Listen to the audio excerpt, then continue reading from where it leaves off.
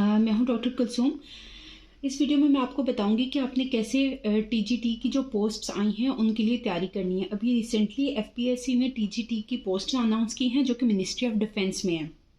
ये almost 88 post हैं और अगर तो आप इसका रिटर्न टेस्ट की आप टारगेटेड तैयारी करते हैं और आपको पता हो कि एग्जैक्ट कौन कौन से टॉपिक्स आते हैं और कौन कौन से सिलेबस से आप कवर कर सकते हैं, तो आप इजीली इसका जो रिटर्न टेस्ट है वो क्वालिफाई कर सकते हैं। इसमें कोई भी हाई फाई लेवल का नहीं होता कि लाइक आप बात करें कि इसमें एमफिल लेवल का या पीएचडी लेवल का टेस्ट होता है जो कि आप जो है क्वालिफाई नहीं कर सकते, ऐसा कुछ भी नहीं है।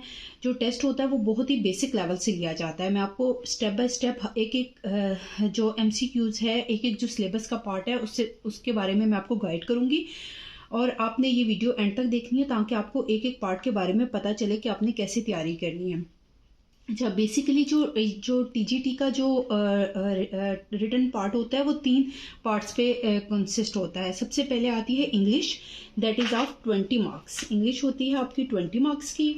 देन आपका सब्जेक्ट होता है। सपोज अब आपकी जो टीजीटी की जो पोस्ट है वो डिफरेंट सब्जेक्ट वाइज अनाउंस हुई है। उसमें कुछ कंप्यूटर की हैं, कुछ बायो की हैं, कुछ साइकोलॉजी की हैं।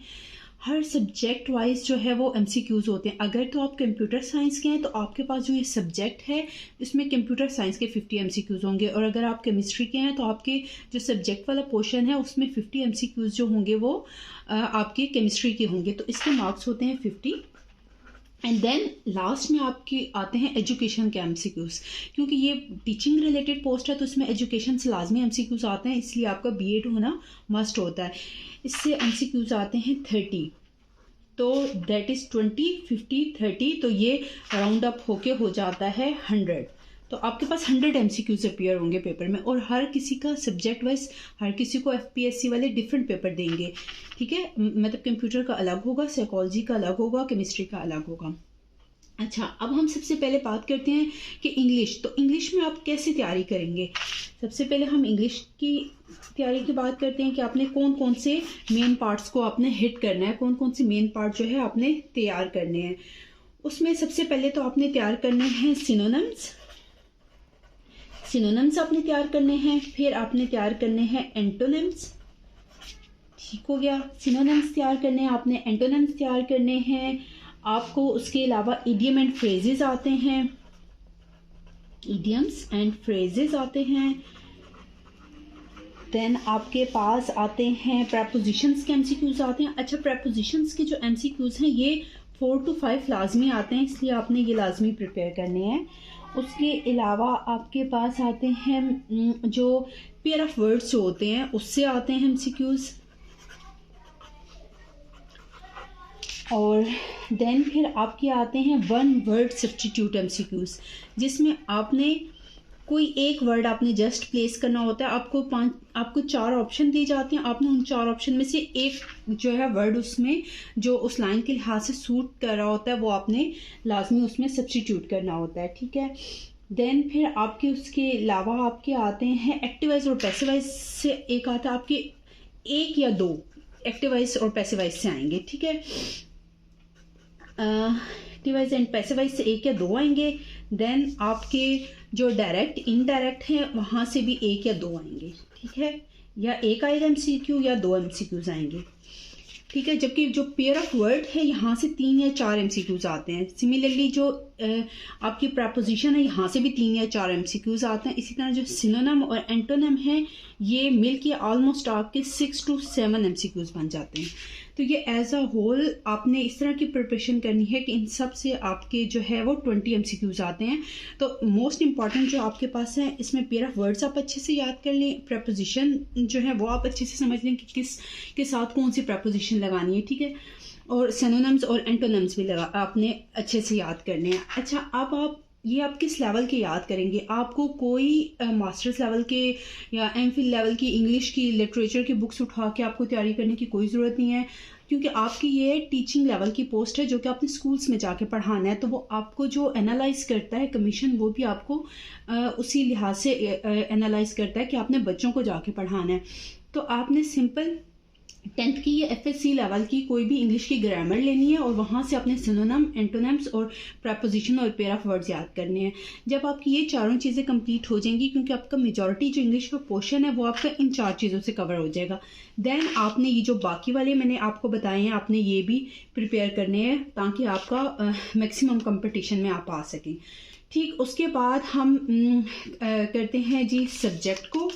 चलें, सब्जेक्ट में आपने क्या करना है बेसिकली।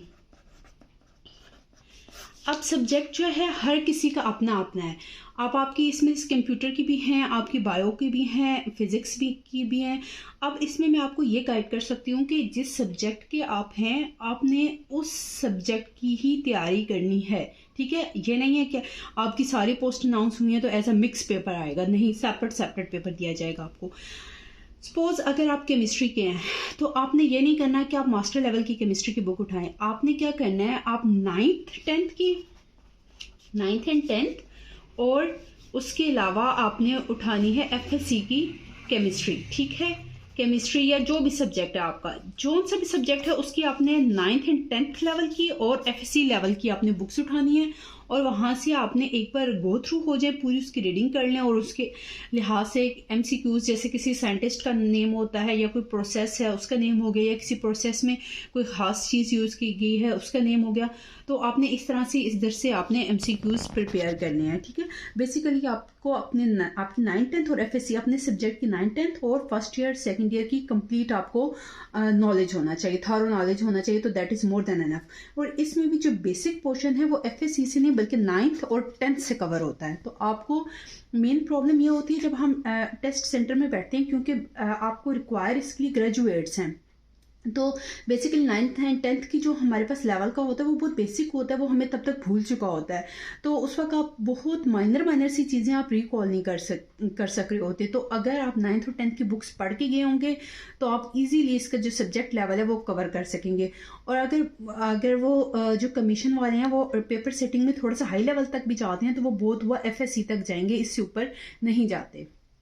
देन जो लास्ट है वो है आपका एजुकेशन।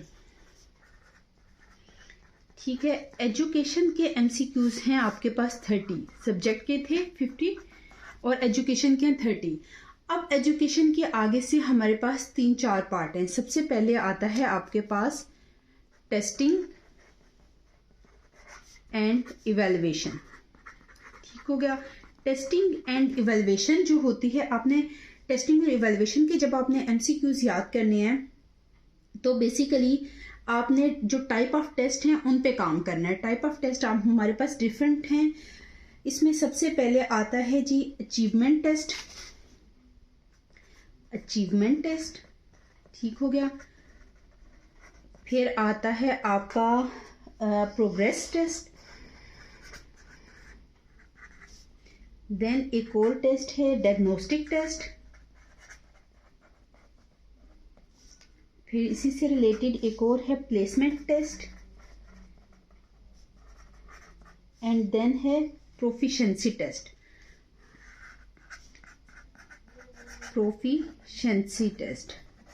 ठीक हो गया। अब इन सब टेस्ट के बारे में आपने थोड़ा डिटेल से पढ़ना है। आप इन सारे टेस्ट की टाइप्स को आप सिंपल गूगल करेंगे तो आपको पता चल जाएगा ये टेस्ट कब लिए जाते हैं। अक्सर वक्त आपके पास MCQ आता है कि हम सेशन के शुरू में कौन से टेस्ट लेते हैं, that is placement test, progress test और डायग्नोस्टिक टेस्ट। 4 आपके पास MCQs होंगे। तो सबसे स्टार्ट में हम लेते हैं प्लेसमेंट टेस्ट और सबसे हम एंड में कौन सा लेते हैं, प्रोफिशिएंसी टेस्ट। तो इस तरह से आपको पता होना चाहिए डिफरेंट टेस्ट कब लिए जाते हैं, इन टेस्ट की डेफिनेशंस क्या हैं और इनमें जो मेन साइंटिस्ट थे किन किन साइंटिस्ट ने इन पे थ्योरीज दी हुई हैं। तो बस इतना ही होता है। ठीक है, उसके अलावा आपके पास जो नेक्स्ट चीज़ आती है, अच्छा एक और टेस्ट की टाइप बहुत कॉमन है, दैट इज़ एप्टीट्यूड टेस्ट। इसके बारे में भी आपसे पूछा जाता है। फिर आप एक और टॉपिक पे काम कर सकते हैं, दैट इज़ क्लासरूम मैनेजमेंट। इससे आपसे बहुत ज़्यादा MCQs पूछे जाते हैं, क्लासरूम मैनेजमेंट एंड डिसिप्लिन। ठीक है, कि आपके पास कितने क्लास में स्टूडेंट होंगे तो आप उनको कैसे कंट्रोल करेंगे, कौन कौन सी स्ट्रैटेजी अप्लाई की जा सकती है। ठीक है, और उसके अलावा एक और है आपके पास जिन चीज़ों से बहुत ज़्यादा पूछा जाता है, दैट इज़ कॉग्निटिव डोमेन। उससे बहुत MCQs आते हैं। देन एक और है आपके पास साइकोमोटर डोमेन। साइकोमोटर डोमेन से आपने प्रिपरेशन करनी है। देन एक और टेक्सोनमी है, that is known as Bloom taxonomy. Bloom taxonomy से लाजमी एजुकेशन वाले पार्ट में एमसीक्यूज आते हैं, और ब्लूम टेक्सोनमी के आगे से डिफरेंट कैटेगरीज हैं, उन सब पे आपने सेपरेट उनके एमसीक्यूज याद करनी है। दैट इज सबसे पहली है रिमेंबर, देन है अंडरस्टैंड, उसके बाद है अप्लाई। नॉलेज आपने अंडरस्टैंड कर लिया तो उसके बाद आप उसको अप्लाई करेंगे, देन उसको एनालाइज करेंगे, देन उसको इवेलुएट करेंगे, और लास्ट में है आपके पास क्रिएट। तो उस नॉलेज से आप क्रिएट करेंगे। ये मैंने आपको मेन टॉपिक्स बता दिए हैं। इन टॉपिक्स को आप डिटेल में पढ़ेंगे और उनसे रिलेटेड आप एमसीक्यूज याद करेंगे, कौन कौन से साइंटिस्ट ने इन पे थ्योरीज दी हैं एजुकेशन में, तो आपका इजीली ये जो 30 पार्ट का एमसीक्यू पार्ट है ये आपका कवर हो जाएगा। अच्छा, इसमें आपको तैयारी करते हुए एक चीज़ का ख्याल रखना पड़ेगा, ये जो आपका इंग्लिश वाला पोर्शन था दैट इज ऑफ 20 मार्क्स, आपको इस 20 मार्क्स में सेपरेटली पास होना बहुत ज़रूरी है। अगर इस 20 में आपके 13 मार्क्स नहीं आएंगे तो आप सेपरेटली पास नहीं होंगे। बेशक आपके वहाँ से 80 के 80 भी बनते हैं तो आप पास नहीं होंगे। ठीक है, अब मैं इसकी जो आपको कुछ और मज़ीद वेबसाइट्स भी बताऊंगी इंशाल्लाह नेक्स्ट वीडियो में, जहाँ से आप इनके एमसीक्यूज प्रिपेयर कर सकते हैं। आपने इन पोस्ट्स पे कैसे अप्लाई करना है उस वीडियो का लिंक मैं आपको डिस्क्रिप्शन बॉक्स में दे दूंगी। जिन्होंने वो वीडियो नहीं देखी काइंडली वो आप डिस्क्रिप्शन बॉक्स में जाके देख लें और उस पर जल्दी से अप्लाई कर लें ताकि उसकी लास्ट डेट ना गुजर जाए। Thank you so much.